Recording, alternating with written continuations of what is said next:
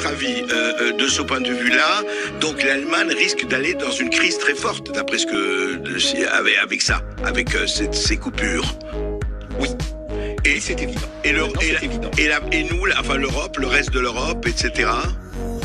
Alors, nous serons aussi touchés parce que si l'industrie allemande s'arrête, disons, ralentit très fortement, et dans le pire des scénarios, la Deutsche Bank estimait qu'il pourrait y avoir une récession de moins 1% en Allemagne à la suite d'une coupure totale des livraisons de gaz.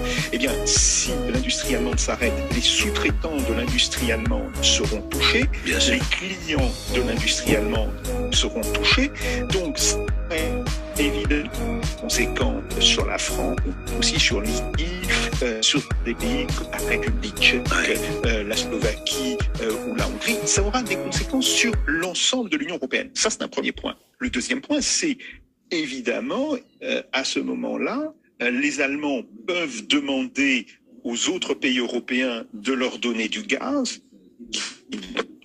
Dans leurs réserves. Termes ne sont pas, ceci dit, puisables. Et de toute manière, ça voudra dire que les livraisons de gaz à l'Allemagne pourraient avoir lieu, mais au détriment des pays. Donc, c'est un choix finalement assez cornélien. Est-ce que l'on ne fait rien?